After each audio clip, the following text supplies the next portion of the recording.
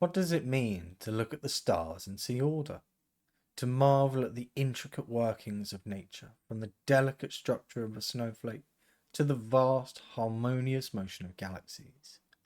For centuries, such reflections have prompted humanity to ask profound questions about purpose, meaning, and design. One of the most enduring arguments in the history of philosophy and theology, the teleological argument, also known as the argument from design, suggests that the order and complexity we observe in the universe are not an accident. Instead, they point to the existence of an intelligent designer. But this is no simple argument. It's an idea that has evolved over millennia, influenced by the scientific and philosophical revolutions of each era. It has been praised as a clear and intuitive proof of God's existence, and dismissed as an illusion born from ignorance or wishful thinking. Today I invite you on a journey, a deep exploration of this argument. We will trace its roots, examine its modern forms, confront its most powerful critiques, and reflect upon the profound questions it raises about the nature of the universe and our place within it. The teleological argument is based on a simple yet profound observation. The natural world exhibits order, purpose, and complexity. Consider the way planets follow precise orbits around the sun, the way ecosystems maintain delicate balances, or the way the human eye processes light and translates it into vision. Such phenomena appear purposeful, as if they're designed to function in specific ways. The argument typically follows this structure. The universe and its systems exhibit complexity, order, and apparent purpose. Such order and purpose cannot reasonably be explained by chance or necessity alone. Therefore, there must be an intelligent designer responsible for this order, often identified as God. So this basic idea has been expressed in many forms throughout history, but to fully appreciate it, we will need to explore its development through time. The teleological argument has deep historical roots, emerging in different forms across various philosophical traditions. So let's examine three pivotal contributions. The roots of the teleological argument can it really be traced back to Aristotle. In his philosophy, Aristotle argued that everything in nature has a purpose, or telos. For example, an acorn's purpose is to grow into an oak tree. The purpose of a heart is to pump blood, and so on. Aristotle saw this purposeful order as intrinsic to the natural world, not imposed by an external designer. However, his framework of what he called final causes, the idea that natural phenomena have inherent goals, laid the foundation for later teleological arguments. In the 13th century, so we're fast forwarding a bit now, in the 13th century, Thomas Aquinas built on Aristotle's ideas in his Summa Theologica. I'll probably mispronounce that, but anyway. In that, he presented 5 arguments for the existence of God. The fifth, known as the Fifth Way, is explicitly teleological. Aquinas writes, whatever lacks intelligence Whatever lacks intelligence cannot move towards an end, unless it be directed by some being endowed with knowledge and intelligence, as the arrow is shot to its mark by the archer. Aquinas observed that non-intelligent entities in nature, such as rivers, planets, and even the growth of plants, consistently act towards specific ends. He argued that such directedness requires a guiding intelligence. For Aquinas, obviously, this intelligence is God. Aquinas' argument is both elegant and intuitive.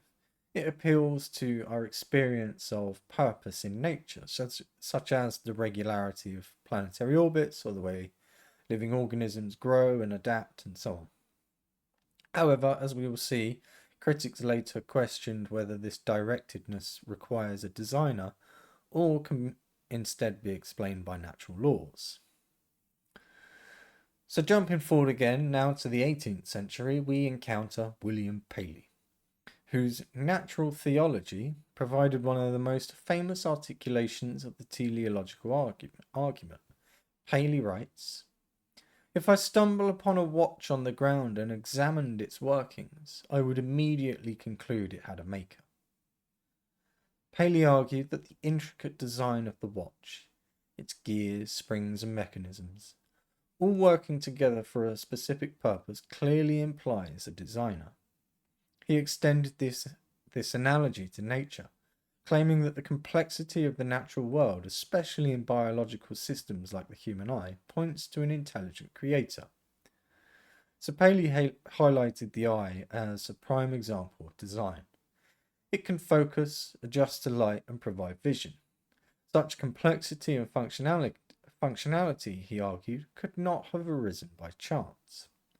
Paley's analogy resonated deeply with his contemporaries, appealing to common sense and intuition. However, it would later see serious challenges from both philosophical skeptics and the emerging field of evolutionary biology. While earlier forms of the teleological argument focused on biology, modern versions often focus on the cosmos itself. This brings us to the fine-tuning argument, which highlights the extraordinary precision of the universe's physical constants. Scientists have discovered that the fundamental constants of the universe, such as the gravitational constant, the strength of the electromagnetic force, and the cosmological constant, are finely tuned for life. Even slight variations in these constants would render the universe uninhabitable. If gravity were slightly weaker, stars would not form. If the cosmological constant was slightly stronger, the universe would expand too quickly for galaxies to coalesce. The improbability of these constants aligning perfectly by chance has led many to argue that the universe is in some way fine-tuned for life. As physicist Paul Davies writes, "It seems as though somebody has fine-tuned the universe to make life possible." The teleological argument has faced powerful critiques over the centuries, and here we will explore some of the more significant ones. In Dialogues Concerning Natural Religion, the philosopher David Hume offered several objections to the teleological argument through the character Philo. So, the flawed analogy. So Hume questioned the analogy between human artifacts like watches and natural systems like the universe. He argued, "The world plainly resembles more an animal or a vegetable than it does a watch. Natural phenomena might grow or evolve through internal processes rather than being constructed by an external designer." The problem of imperfection. Hume pointed to the flaws and the suffering in the natural world, asking why an intelligent designer would create a universe with so much imperfection. He wrote, "This world, for aught he knows, is very faulty and imperfect. The first rude essay of some infant deity." It's a heavy quote.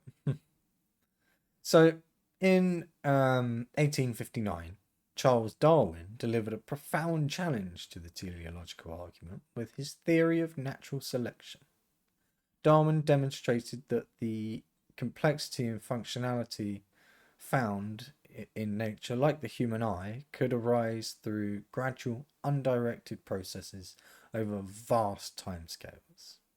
As Richard Dawkins later summarized in his incredible book, The Blind Watchmaker, natural selection, the blind, unconscious process, has no purpose in mind, yet the living results overwhelmingly impress us with the appearance of design. Darwin's theory undermined Paley's claim that biological complexity requires a designer. For many, it shifted the focus of the teleological argument from biology to cosmology. The fine-tuning argument has been challenged by two ideas, the multiverse hypothesis and the anthropic principle. So we'll start with the multiverse hypothesis. If our universe is just one of countless others, each with different physical constants, then it's no surprise that one universe, i.e. ours, supports life. Stephen Hawking wrote, "The multiverse concept can explain the fine-tuning of physical laws without the need for a benevolent creator." The anthropic principle states that the universe appears fine-tuned for life simply because we are here to observe it. If the conditions for life didn't exist, we wouldn't be here to notice. While the teleological argument faces serious challenges, it raises profound philosophical questions. Does the universe have purpose? Is purpose intrinsic to the universe, or is it something that we project onto it?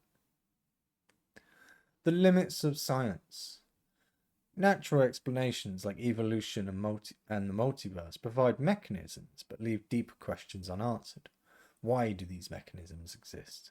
Why is it there's something rather than nothing? And the problem of evil and imperfection. If the universe is designed, how do we reconcile its beauty with its flaws? How does imperfection reflect the limits of the designer? Or the limit... Let me try that again. Does the imperfection found reflect the limits of the designer, or does it reflect the limits of our understanding? So the teleological argument invites us to reflect on the mystery of existence. Whether you see design or randomness, purpose or chance, the universe's complexity and order inspire awe. As Albert Einstein once said, "The most incomprehensible thing about the universe is that it is comprehensible." So that is the teleological argument, and some of its history, sort of its evolution and so on. And it is an argument that's still brought up by the sort of religious apologists, and it's often debated, even though it is perhaps not an idea that stands up in the modern world. But it is an interesting thought, and as I mentioned, regardless of whether it's true or not, it does lead to some interesting and quite profound questions. So I hope you found this video interesting and informative. And if you did, I would really appreciate it if you could do all the YouTube type things. So like the video, subscribe to the channel and all of that good stuff. That would really help me out, but also it means that YouTube will show you more content, not just my content, but more content from other creators talking about similar topics. So that would be beneficial to us all. But as I say, I would be extremely grateful all the same. And thank you very much for watching and listening, and I hope to see you on the next one.